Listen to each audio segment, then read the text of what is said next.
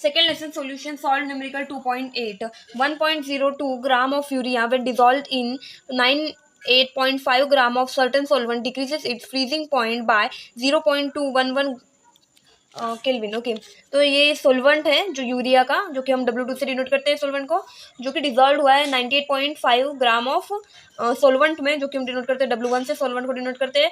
And जो freezing point है उसको हम डिनोट करते हैं डेल्टा TF से, वो गिवन है हमें 0.211 केल्विन। ये कि किसका, यूरिया के बारे में गिवन है।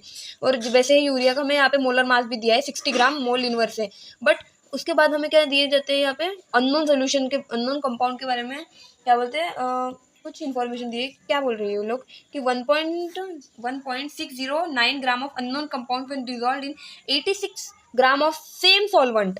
Okay, depress the freezing point by 0.34 kelvin. Okay, मतलब यहाँ पे भी हम W2 की वैल्यू दे रहे हैं, वो जैसे कि ये W2 ये सोलवेंट है, नहीं ये सोल्यूट है, W2 को सोल्यूट बोले, यानी ये इतने क्या बोलते हैं 86 ग्राम ऑफ सॉल्वेंट में डिजॉल्व हो रहा है। उसका भी नहीं किया, फ्रीजिंग पॉइंट बताया गया है डेल्टा TF 0.34 केल्विन।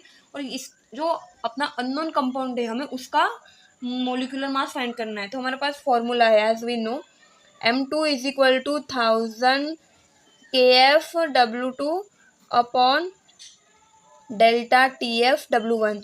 ओके, तो इसको हम कैसे लिखेंगे, देखो 1000 KF is equal to M2 into delta TF into W1 upon W2, और 1000 KF is equal to M2 not.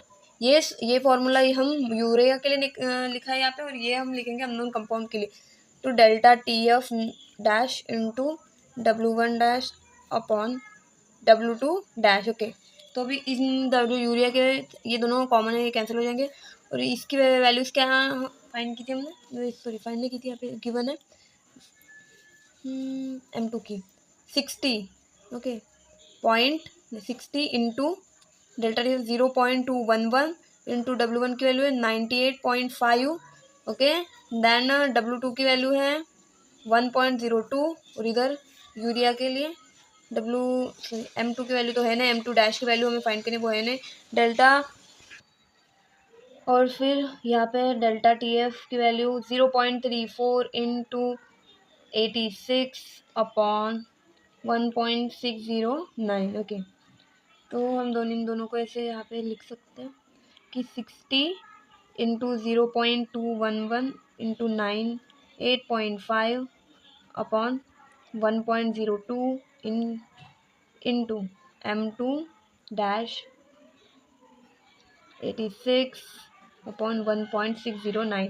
Okay, तो हमें फाइंड किसकी वैल्यू करनी है, M2 डैश की वैल्यू फाइंड करनी है। तो ये दोनों देखो, ये जो यहाँ पे क्या पर डिवीजन में है, तो ये यहाँ पे मल्टीप्लिकेशन में जाएगा, और ये जो मल्टीप्लिकेशन में है यहाँ पे डिवीजन में आएंगे। ओके, तो उसके पहले मैं आपको एक बात बताना चाहती हूँ कि देखो यहाँ जब यहाँ पे पॉइंट है 60 के, तो हम इसको इधर शिफ्ट करेंगे तो कितना हो जाएगा, जब ये लेफ्ट में शिफ्ट करते हैं तो 10 टू द पावर कोई भी पॉजिटिव आता है, तो एक ही डिजिट शिफ्ट कर रहे हैं तो 10 टू द पावर 1 आएगा, और 1, और इधर जो ये पॉइंट है उसको इस डिजिट में शिफ्ट करेंगे, क्योंकि ये 0 पॉइंट में तो हार जाती है इसलिए, तो 0 पॉइंट में तो हम इसको 2 पॉइंट करेंगे, तो इधर एक डिजिट शिफ्ट करेंगे। अगर राइट में शिफ्ट कर रहे हैं तो 10 टू द पावर निगेटिव में जाएगा कोई भी पावर, तो 10 टू द पावर -1 जाएगा। तो यहाँ पे क्या जाएगा, 10 यहाँ लेफ्ट में शिफ्ट कर रहे हैं 10 टू द पावर 1, यहाँ पे राइट में शिफ्ट कर रहे हैं 10 टू द पावर -1, तो ये दोनों कैंसिल आउट हो जाएंगे। ओके, तो हम ऐसे लिख सकते हैं इसको कि 60 नहीं, 6 इंटू 0.0 कैसे, अभी हमने इसको बराबर किया था, तो 98.5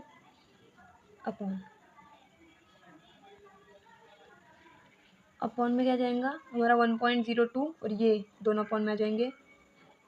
इसको भी एक पॉइंट इधर शिफ्ट करें तो इधर हम ऐसे लिख सकते हैं 3.4 into 10 to the power -1 into 86, और ये ऊपर जाएगा 1.609। Therefore W2 dash is equal to 6 इसको इंटू कर लेते हैं 6.12 ऐसे, फिर 98.5 इंटू 1.609। ओके, यहाँ पे 1.02 into 3.4 into 86 into 10 to the power -1। Okay, तो M2 डैश की वैल्यू हम कैसे फाइंड करेंगे? देखो इतना हार्ड दिख रहा है, उतना हार्ड है ना। हम पहले इन तीनों के लॉग फाइंड करेंगे और उनकी एडिशन, और इन तीनों के लॉग और इनकी एडिशन। इनमें रिलेशन क्या है? मल्टीप्लिकेशन का, इसीलिए इन तीनों के लॉग की एडिशन होंगी। ओके, तो लॉग फर्स्ट का लॉग, सेकंड का लॉग, थर्ड का लॉग, तो उन तीनों की एडिशन होंगी। लॉग कैसे निकालते हैं? n-1 फॉर्मूला होता है लॉग का। n- पहले सीपी का फॉर्मूला होता है, सीपी निकालने के लिए n-1, यानी कि पॉइंट के पहले जो भी डिजिट, जितनी भी डिजिट होती है उसमें से एक डिजिट को माइनस करना है। पॉइंट के पहले कितनी डिजिट? 2 डिजिट है, तो 2 - 1 1 पॉइंट आ जाएगा सीपी। ओके, फिर इसका भी सीपी क्या आ जाएगा? पॉइंट के पहले 2 डिजिट है तो 1 पॉइंट, इसका 0 पॉइंट। ओके, तो फिर हम इनको ऐड, इसके लॉग निकाल के इनको ऐड करेंगे। देखो कि लॉग के टेबल में देखना, लॉग बुक पता है आपको, उसको 12 की वैल्यू 6 में और मिन डिफरेंस 6 में देख के उसको ऐड करना, और 98 की वैल्यू 5 में देखना, 16 की वैल्यू 0 में, मिन डिफरेंस 9 में। तो इसकी वैल्यू जैसे ऐसे आ जाती है 5102599934, और इन तीनों को ऐड किया तो 513024। ओके, और अभी देखो ये वैल्यू निकल गई। अभी इन तीनों का लॉग, ओके, इन तीनों का लॉग कैसे आ जाएगा? सीपी पहले, सीपी इसका फर्स्ट का 0, सेकंड का 0 और थर्ड का 1 सीपी आ जाएगा, और इनके लॉग 008653159345, और इन तीनों को भी ऐड कर लेंगे तो इनका 2.4746 है। अभी देखो इनके लॉग निकला और ऐड क्यों हुआ? क्योंकि इनमें रिलेशन है मल्टीप्लिकेशन का, इनमें भी रिलेशन था मल्टीप्लिकेशन का, इनके लॉग निकल के इनका एडिशन हुई। अब इन दोनों के भी जो भी लॉग निकले हैं उन दोनों का रिलेशन क्या रहेगा? डिवीजन का रहेगा। तो इन दोनों का जो भी आंसर निकला इन दोनों को हम माइनस करेंगे सिंपली। तो माइनस कैसे करेंगे?